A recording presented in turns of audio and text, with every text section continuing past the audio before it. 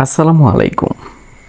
Hello প্রিয় শিক্ষার্থী, তো তোমরা যারা ডিগ্রি দ্বিতীয় বর্ষে রয়েছো, আজকের ভিডিওটি তোমাদের জন্য। তো আজকে আমরা কথা বলবো অর্থনীতির তৃতীয় পত্র নিয়ে। তো তোমাদের যাদের এই টপিকটি রয়েছে প্রথম থেকে শেষ পর্যন্ত দেখতে থাকো, আর যাদের 100% কমন সাজেশন লাগবে তারা সরাসরি আমাদের সাথে কন্ট্যাক্ট করতে পারো। তো চলো বেশি কথা না পারিয়ে আমি তোমাদেরকে ক বিভাগ থেকে কিছু প্রশ্ন দেখিয়ে দিয়েছি। ও হ্যাঁ, আরেকটা কথা বলতে চাই, আমাদের সাজেশনগুলো তোমার ক বিভাগ, খ বিভাগ, গ বিভাগ সম্পূর্ণ প্রশ্ন প্লাস উত্তর সহ সাজানো রয়েছে। তো চলো শুরু করা যাক আমাদের আজকের ভিডিওটি। আমাদের প্রথম প্রশ্ন, সামষ্টিক অর্থনীতি কাকে বলে? মনে রাখবা, অর্থনীতির যে শাখা অর্থনৈতিক সমস্যা ও অর্থনৈতিক কার্যাবলীকে ব্যক্তিগত দৃষ্টিকোণ থেকে বিবেচনা না করে যখন সামগ্রিক দৃষ্টিকোণ থেকে বিবেচনা করে তখন তাকে সামষ্টিক অর্থনীতি বলা হয়। বাণিজ্য চক্র কি? সময়ের পরিবর্তনে একটি দেশের উৎপাদন, কর্মসংস্থান, আয়, বিনিয়োগ, দাম স্তর ইত্যাদির ওঠানামা বেতর দিয়ে অর্থনৈতিক কর্মকাণ্ড যে চক্রাকারে আবর্তিত হয় তাকে বাণিজ্যিক চক্র বলা হয়। এরপর দেখো, NAIRU এর পুনরূপ কি? মনে রাখবা, এর পুনরূপ হচ্ছে নন অ্যাকারলেটিং ইনফ্লেশন রেট অফ আনএমপ্লয়মেন্ট। ওকে, মাথাপিছু আয় কাকে বলে? উত্তরটা হচ্ছে কোনো দেশে মোট জাতীয় আয়কে সে দেশে মোট জনসংখ্যা দ্বারা ভাগ করলে যে আয় পাওয়া যায় বা যে মান পাওয়া যায় তাকে মাথাপিছু আয় বলে। এরপর দেখো, জিডিপি এর পুনরূপ কি? মনে রাখবা, জিডিপি এর পুনরূপ হচ্ছে গ্রস ডোমেস্টিক প্রোডাক্ট। সম্ভাব্য জিএনপি কাকে বলে? উত্তরটা হচ্ছে কোনো দেশে প্রাপ্ত মূলধন এবং শ্রম সম্পূর্ণরূপে ব্যবহার করলে যে পরিমাণ দ্রব্য সামগ্রী তৈরি করা সম্ভব তাকে সম্ভাব্য জিএনপি বলা হয়। জিএনপি ব্যবধান কি? একটি নির্দিষ্ট বছরে একটি দেশে প্রত্যাশিত জিএনপি এবং বাস্তব জিএনপির মধ্যকার ব্যবধানকে জিএনপি ব্যবধান বলা হয়। জাতীয় আয় কাকে বলে? একটি নির্দিষ্ট সময়ে সাধারণত এক বছরে একটি দেশের ভৌগোলিক সীমার মধ্যে সে দেশের জনগণ যে পরিমাণ দ্রব্য সামগ্রী তৈরি করে তার বাজার মূল্যের সমষ্টিকে জাতীয় আয় বলা হয়। মৌসুমি বেকারত্ব কি? বছরে একটি নির্দিষ্ট সময় কাজ চলে এবং অবশিষ্ট সময় বসে থাকতে হয়, ফলে একটি নির্দিষ্ট সময়ের জন্য শ্রমিকরা বেকার হয়ে যায়। এই ধরনের বেকারত্বকে মৌসুমি বেকারত্ব বলা হয়। কার্যকর চাহিদা কাকে বলে?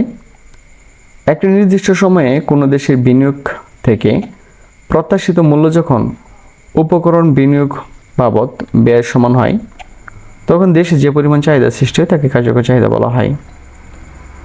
শেয়ার বৃদ্ধিটি লেখো। শেয়ার বৃদ্ধি হলো যোগান নিজে তার সমপরিমাণ চাহিদা সৃষ্টি করে। বিনিয়োগ কি? নতুন যন্ত্রপাতি ক্রয়, নির্মাণ ক্ষেত্রে প্রয়োজনীয় ব্যয়, বাড়তি মজুদ ক্রয় ইত্যাদিকে বিনিয়োগ বলা হয়। স্বয়ংভূত বিনিয়োগ কি? যে বিনিয়োগ আয়ের উপর নির্ভর করে না তাকে স্বয়ংভূত বিনিয়োগ বলে। নিট বর্তমান মূল্য কি? মোট বর্তমান মূল্য হতে মোট বর্তমান ব্যয় বাদ দিলে যে মান পাওয়া যায় তাকে নিট বর্তমান মূল্য বলা হয়। ওকে, এরপর দেখো, IRR এর পুনরূপ কি? মনে রাখবা, IRR এর পুনরূপ হচ্ছে ইন্টারনাল রেট অফ রিটার্ন। মুদ্রাস্ফীতি কি? যখন একটি অর্থনীতিতে অর্থের মূল্য ক্রমাগতভাবে হ্রাস পায় এবং দ্রব্য বা সেবার মূল্য ক্রমাগতভাবে বৃদ্ধি পায় তাকে মুদ্রাস্ফীতি বলা হয়।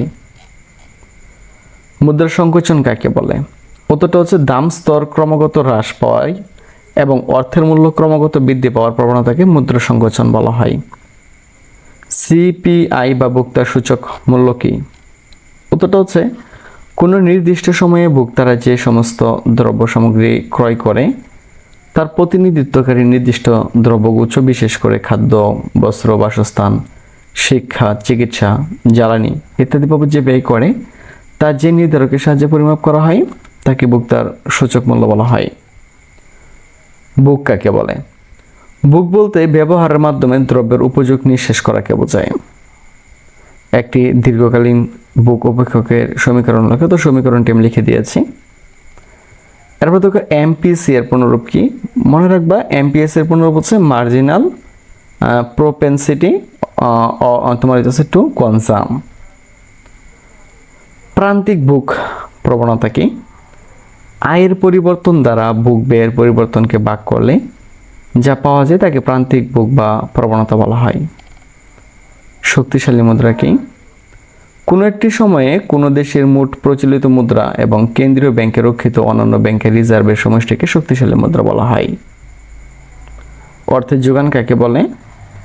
কোনো দেশের সরকার কর্তৃক প্রচলিত সকল প্রকার মুদ্রা সমষ্টিকে অর্থের যোগান বলা হয়। তারল্যফাত কি? নিম্নতম সুদের হারে অর্থের ফটকা চাহিদা স্থিতিস্থাপক হয় এবং অর্থের ফটকা চাহিদা রেখার কিছু অংশ ভূমি অক্ষের সমান্তরাল হয়ে পড়ে। অর্থের এই অবস্থাকে অর্থের ফটকা চাহিদা বলা হয় বা তারল্যফাত বলা হয়। একই জিনিস আর কি। হ্যাঁ, তারল্যফাত আর অর্থের ফটকা চাহিদা একই জিনিস। তো অর্থের প্রচলন গতি কি? অর্থের প্রচলন গতি বলতে দ্রব্য ও সেবা করার জন্য একক অর্থ বছরের, এটা হবে এক এক আর কি হবে আর কি, এক এক অর্থ বছরের কতবার ব্যবহৃত হয়েছে তাকে বোঝায়। এরপর দেখো, অর্থের পরিমাপ তথ্যের ফিশারীয় সমীকরণটি আমি লিখে দিয়েছি। ত্বরণ বা ত্বরণ সহগ কি? ভোগের পরিবর্তনের ফলে পরিচিত বিনিয়োগের যে পরিবর্তন হয় এই দুইয়ের অনুপাতকে ত্বরণ বা ত্বরণ সহগ বলা হয়। ব্যাংক কাকে বলে? যে প্রতিষ্ঠান বিভিন্ন মাধ্যমে জনগণের নিকট থেকে আমানত গ্রহণ করে এবং আমানতকারীদের দেওয়া চেকের মাধ্যমে আমানত ফেরত দেয় এবং মুদ্রা সহ বিভিন্ন বিনিময়ের মাধ্যম সৃষ্টি করে তাকে ব্যাংক বলা হয়। তো রাষ্ট্রীয় ব্যাংক কাকে বলে? তো রাষ্ট্রীয় মালিকানায় গঠিত পরিচালিত ব্যাংকে রাষ্ট্রীয় ব্যাংক বলা হয়। তো এইভাবে আমাদের ক বিভাগ, খ বিভাগ, গ বিভাগ প্রশ্ন প্লাস উত্তর সহ সাধারণ রয়েছে। তুমি চাইলে আমাদের সাথে কন্ট্যাক্ট করে এগুলো খুব সহজে নিয়ে নিতে পারো। তো আজকে এখান থেকে বিদায় নিচ্ছি। কথা হচ্ছে একটি নতুন ভিডিওতে। সে পর্যন্ত সকলে ভালো থাকো, সুস্থ থাকো এবং সাথেই থাকো আমাদের পরবর্তী আপডেট পাওয়ার জন্য বা আমাদের সাথে।